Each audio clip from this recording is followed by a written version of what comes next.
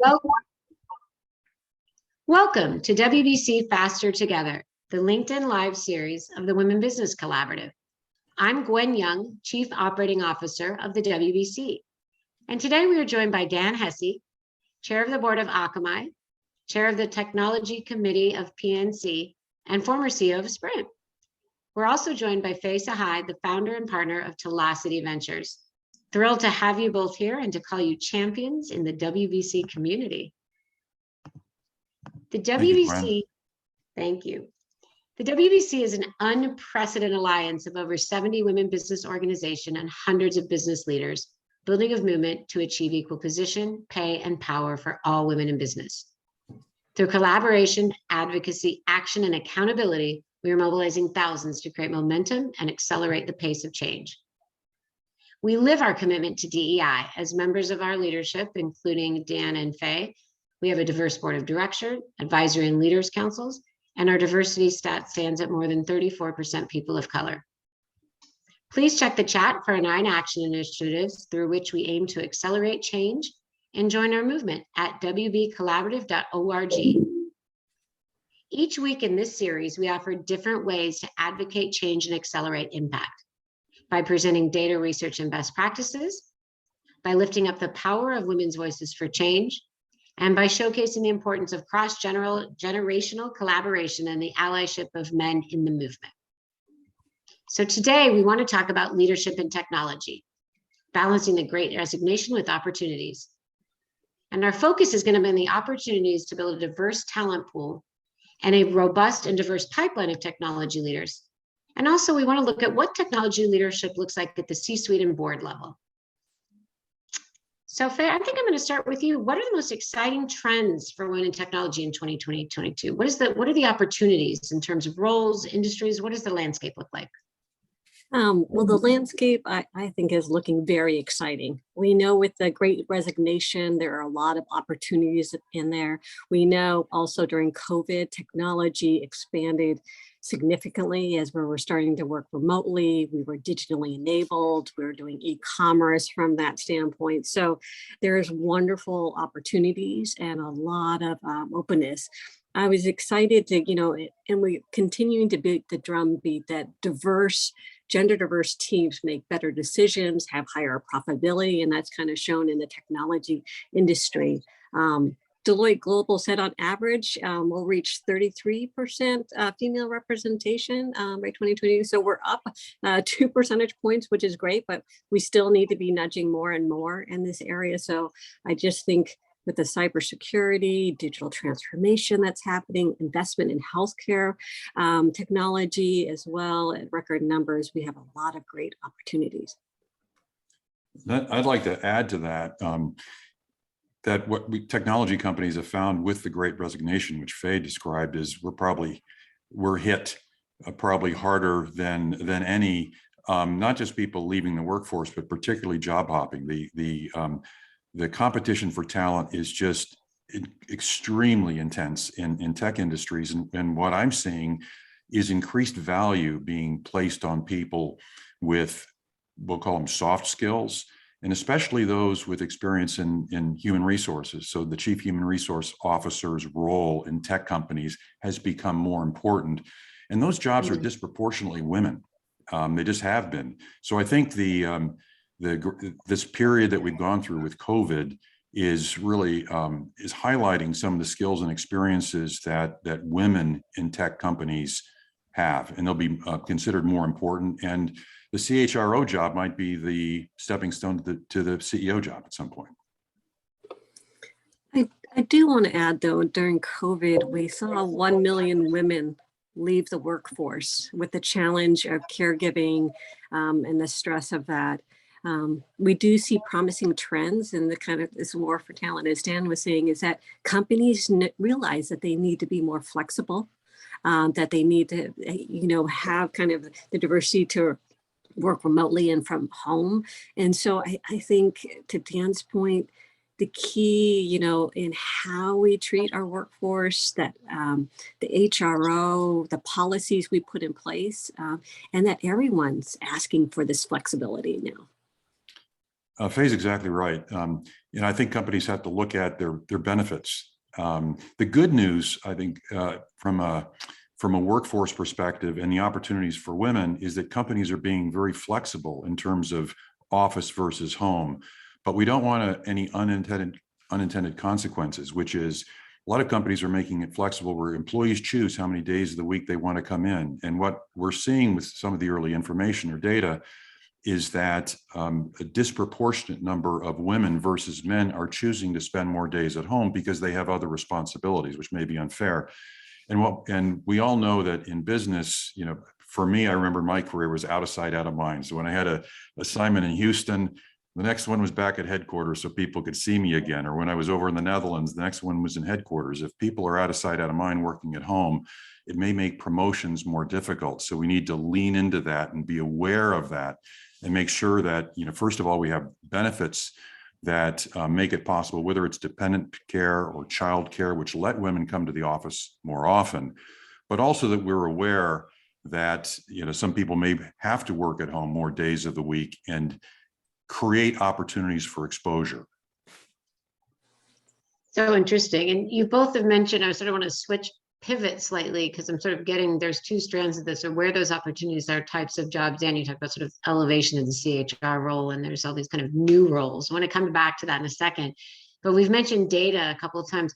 What does the data look like? And we all seem to want to start all these conversations with, what's the data look like? What do the numbers look like? But tell me about data and what we're collecting, what we're seeing. Well, we would know a lot more if companies would disclose it. So the EEOC requires, any company with over 100 people to disclose an awful lot of information about, gender and racial data by level and what have you, but only 11% of companies disclose that information publicly. So the EEOC has it. But what I am seeing from talking to other board members and the boards that I'm on, our companies are beginning to spend a lot more time looking at that information, trying to correct disparities. So for example, pay equity, there's a lot more analysis being done on pay equity gaps, whether it's racial or gender.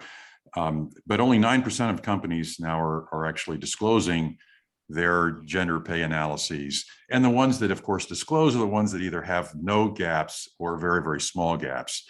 But companies are doing things like Salesforce just wrote a big check to just correct it right away. Frontline workers are disproportionately women and people of color. Companies like PayPal and others are increasing the minimum wages. They're looking at, what does the minimum wage mean in terms of its comparison to a living wage in a given city. Other analysis that's being done right now is, as we're trying to improve, we'll call it the gender profiles in the company, are really looking in detail at what are the requirements from a degree or what have you for various jobs. An awful lot of jobs require an engineering degree or a math degree, a college degree, what have you, that don't really need it. And that excludes a lot of potentially great people. And you can look at other ways of where that experience might be there, like the military. The military tends to be a place where a lot of underprivileged people go for a career start. And instead of college, they might have gotten adequate experience in the military. So I think that kind of analysis is being done. So I think regulation will probably require more information to be disclosed. But, I can tell you just from personal experience, at the board level, there's a tendency not to disclose even when your numbers and what you're doing is good, because they may not always be good. So one of the boards I'm on, we have fantastic employee engagement scores. They're terrific, but we don't disclose them because they might go down next year or the year after that. And then you're going to spend all your time explaining why they're going down, even though they're good. So there's a lot more data out there than is disclosed. But I'm encouraged by the signs that I'm seeing in terms of, again, in my conversations with other board members. Yeah, no, to Dan's point, I think that data is so important. And we now see people really asking for that data, understanding the companies that they're working with or, buying products from, and kind of shedding that light in that area. But I would definitely encourage, at your company, if you don't know your data, ask your company, what is our data? How do we look from that? As an employee, as an investor, if you ask for that data, because I think it's really important as a company, employee, investor, to understand that data, where it's going, and to manage and track to that data. At Ascend Leadership, which I'm on the board of, we looked at like 7 years of EEOC data across industries. And it was really enlightening to kind of see kind of the data and the level of the data, right? It's kind of chunked in big groups. And we know that we're more than one thing. We're more than a gender. We're more than an ethnicity. We're, and then we have, sexuality from that. So being able to understand the intersectionality of all those as well is something that we need in our data, also with our vets as well. But what we found is it's been very challenging as we are trying to reach towards kind of promotion and management from that standpoint of, women are getting in the door and kind of in the technology, but it's challenging for us to get promoted into leadership and executive positions. So really kind of hitting that bar. There has been some great progress in that area, but more needed. The interesting finding that we found was that women were the least likely to get promoted into management and leadership positions. And that was such a surprise. And part of it was like the model minority myth and everything, but most of the diversity programs are really geared towards the Latinx and African-American community. So we're kind of seen as invisible. So it was really interesting, kind of some of the findings. Yeah, Faye hits the nail on the head. There's issues with respect to call it promotion and success and succession inside the company. But even if you take a look at data for the very beginning, I mean, we have some cultural issues. 56% of AP exam takers are women, but only 30% of those that take the AP exam in computer science are women. And then only 22% of the bachelor's degrees in computer science are women. And you go right down the list. And by the way, when you look at women of color, the numbers decline much faster. So we have this potential for a funnel if we start early, and it goes all the way to the day of hiring. And then once you're inside the company, Faye is exactly right. What are we doing that is where we're not having the level of success in women moving up and being successful in the company than we've been? I'd love to tease that out of kind of that kind of middle up to the promotional level piece, right? Because that's the big sort of keeping people, staying employee engagement, to some of the things you were talking about earlier. It's also kind of these roles are changing, right? We talked a lot, the three of us, about all these new roles, chief data science, CISO officers, things that didn't exist 25, 30 years ago, or at least didn't exist to people who weren't in the tech space, right? But these are rising across industries. So I'd just love to hear kind of what types of progress or things you can do to do that, sort of keeping people, sort of keeping them along the pathways. Part of that's caregiving, but that's not all of it. Part of that's culture. Part of that's how you're promoting. Love to hear from the two of you kind of where you think we're going with understanding that and being able to crack the code to being able to make that happen. You want to start, Faye, or would you like me to? I was going to say, go ahead, Dan. Well, culture is kind of the key word there. And I think if it's ingrained in the culture, it just happens. And what I've found is that, the companies that are the most successful are those with strong cultures, and cultures focused around their people, their employees, their customers, or some kind of purpose. And to really make progress, you need to be able to define your culture. And so what I would say for companies to make real progress, and let's say diversity and inclusion is an important, we'll call it value, state it as either a value or part of your mission or your purpose or your culture, and measure it.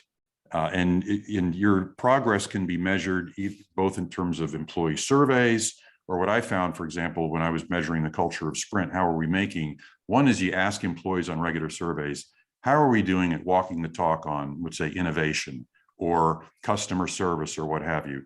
But then you also get external data. So on customer service, how do we rank in J.D. Power? How do we rank in the American Customer Satisfaction Index? On innovation, you could also say, how are we doing? But also take a look at how many patents are we being granted. You can do the same on, with diversity and inclusion. And what I find the two big levers to really ingrain the culture, number one are measure and report on it. Number two, pay on it. You put these measures into compensation, it's amazing how much little money it takes to go a long way. People disproportionately respond to a small piece of their compensation. And the other is agenda. If you put it on the agenda, people spend time on it and they work on it. And this kind of starts at the board and the board culture and moves all the way down through senior management. So you're increasingly seeing companies put, ESG, including diversity metrics, in compensation plans. But very importantly, if it's on the agenda and people are being asked about it month after month, it happens. So I think that's crucial to really instilling a culture. And there's lots of other things that can be done. Recruiting. I mentioned earlier, expanding the way you look at, increasing the funnel, the number of potential candidates you have for jobs. Don't exclude a lot of people by requiring a degree in computer science or a degree in engineering, for example, if it's not really needed.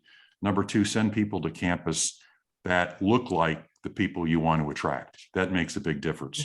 Number three, in terms of senior leadership positions or board positions, the more diverse, if you're a diverse candidate, you're looking at two companies and one has a diverse board, okay, and a diverse leadership team, and the other one doesn't. Which one do you think you're more likely to go work for, where you think they value you more, you have more opportunity? So, what I'm seeing is as we, as a director, so for example, I'm on the board of a tech company. Our last three board members have been women, new board members, 2 women of color. There's no question that helps us in recruiting because people see that. Faye brought up benefits. That's crucial in terms of making sure that they're inclusive and you're looking at what the needs are. Exposure, we talked about that in terms of exposing people that you want to move up. They need visibility, and especially if they're working at home, you've really got to lean into it. I think there's also support organizations that are out there. This is one, WBC. There's NCWIT. There's all sorts of others. We'll call it external communities that can really help. Women get the network and the experiences and learn to move up. One thing I'm seeing as a potential opportunity and trend are just board of directors opportunities. Companies are really looking for women, and particularly women who are currently working to serve on boards. And they don't have to be the CEO or necessarily in the C-suite, potential for the C-suite. And I think that's, those are skills, earlier in my career, when I was at AT&T, when they thought I had potential to move up, they put me on an outside board. And that just gives one a whole different perspective and readies them to move up. So those are, I think, a lot of things that companies can do to make progress. And I apologize for going on so long. You got me on a subject I care about. So I was just taking notes as we do it. Faye, elaborate. What can companies and organizations do? Oh, no, it's wonderful. Dan offered so many interesting ones from the standpoint. Just to add to that too, as well, is that companies can really look at their mentorship and sponsorship programs of really looking at their high potential women in tech and really helping them along the way, because of that mentor and sponsorship will really helps promote them, highlights them, coaching and advising. Because we do know that, women tend to not apply for that promotion or ask for that promotion unless they tick every box on that job request or that, whereas I really want to encourage all women, if you are really interested in that position, you meet some of the requirements, go for it. Just go for it from that standpoint and to kind of really leverage. We also know that, as we go in our careers, majority of our next positions are through our network. And women have these really deep networks, but not broad, and they tend to not want to leverage their network or ask things of their network, but just asking that question, getting feedback from others is a way. And then looking at, I had a challenge trying to use my network in the beginning. But when I realized my network, I want to help them as much as they want to help me. And that it is this mutual being of kind of supporting each other. That helped me kind of overcome some of those barriers as well. So Definitely, I love our group here at WBC. It's a wonderful network from that standpoint, amazing women across industry. So, joining groups such as this and companies helping sponsor groups such as this has been great. Wow, we are at time. I mean, it's interesting. There's a couple of other things. I'm going to give you each one. This is normally how we close, which is what can companies do. But I know because I have both of you here that I consider both innovative and visionaries. Really quickly, name the one thing you're excited about in technology innovation. Dan, you want to go first? I would say Meta in terms of just a general area, because especially as we, Faye was talking about remote work and what have you, I think that it's going to play a huge role in not only work, but play. Part of it I'm biased is because my son's a software developer and his expertise is virtual reality, and that's what he works on. So I'm perhaps a little biased, but that would be the area that I think we'll see a lot of progress, and it'll be fun to watch. Yeah. Excellent. I'm excited to see how artificial intelligence with quantum computing are going to just accelerate each other. And then how we use that data for insights to be personalized, be proactive and predictive for all of us. Right now, I think all of us are deluged by data, but how can we really get it personalized, predictive for us as individuals? So how do we use it? That's what I said. Love that. Thank you, Faye. Thank you, Dan, for your insights today. And unfortunately, that is all we have time for. We invite you to wbcollaborative.org to learn more about our initiatives to increase women in the C-suite and boardroom, to address the underrepresentation of women in access to capital in industries like technology, and to advance a pipeline of women leaders to bring gender and pay parity and diversity, equity, inclusion to the business landscape. Join our movement, but also join us next Thursday, May 26th, where Linda Peak Schacht will speak with Catherine Valentine, founder of Worthmore Negotiations, to talk about allyship. And join us weekly to keep up to date. Our next guest, our progress, the movement for gender parity in business, and the latest issues by following us on social media at WB Collaborative, on Twitter, LinkedIn, and Instagram. And have a wonderful Thursday. thank you, everyone. Thank you. Thanks, Gwen. Thank you.